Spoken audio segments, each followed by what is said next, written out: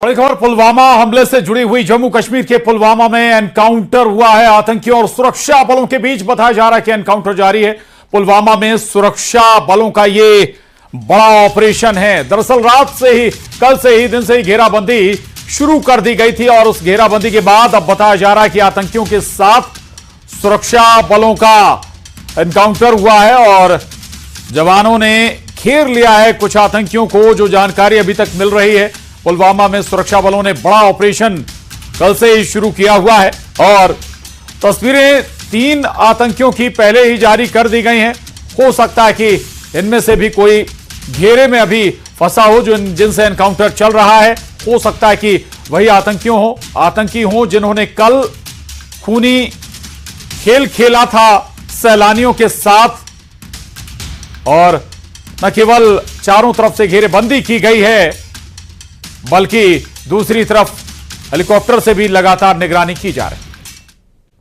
इन आतंकियों के दिल में कितनी नफरत थी, कैसे बर्बरता की, इसका खुलासा इंदौर का वो परिवार कर रहा है जिनके भाई सुशील अपने परिवार के साथ कश्मीर घूमने गए थे।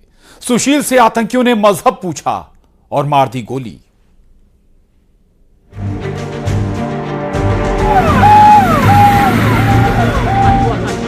पहलगाम में कायराना करतूत, धर्म पूछा, कलमा पढ़ने को कहा, मार दी गोली, LIC मैनेजर की हत्या, बेटी को भी मारी गोली।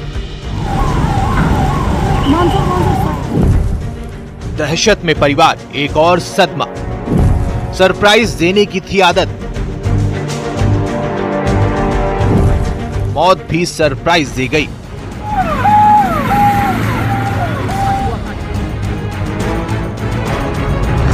जन्नत का ये सफर आखिरी सफर हो जाएगा, कहां सुशील ने सोचा था। परिवार के साथ जा तो रहे थे लेकिन लौट नहीं पाए। धारा 370 हटी तभी से प्लान कर लिया था कश्मीर घूमने जरूर जाएंगे। परिवार के साथ गए लेकिन 22 अप्रैल की तारीख ने सबको दहला दिया। जिंदा दिल थे सुशील नथानियल, बेटी के आइडियल और बेटे के लिए पापा ही सब कुछ थे। सुशील और जेनिफर का खुशहाल परिवार सुशील को सरप्राइज देने की आदत थी। हमेशा ही कुछ ऐसा करते थे, सब हैरान रह जाते। सुशील के परिवार को जब उनकी मौत की खबर मिली तो ये मौत की खबर सबको सरप्राइज दी गई। एक हंसता खेलता परिवार जिसे आतंकियों की कायराना करतूत ने कभी ना भूलने वाला सदमा दे दिया। इंदौर के वीड़ा नगर के रहने वाले सुशील की भी इसी आतंकी हमले में मौत हो गई। उन्हें जिस तरीके से मारा गया वो थर्रा कर रख देगा। पत्नी जेनिफर ने अपने परिवार को बताया उस मौत का सच।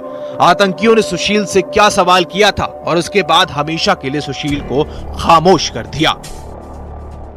इसमें एक आतंकवादी आकर और उसको नील डाउन करवाया और पूछा धर्म आपका क्या है। तो मेरे ब्रदर ने कहा कि मैं क्रिश्चियन धर्म से हूँ और उन्होंने उसको नील डाउन करा के और बोला कि कलमा पढ़ो और गोली मार दी उन्होंने।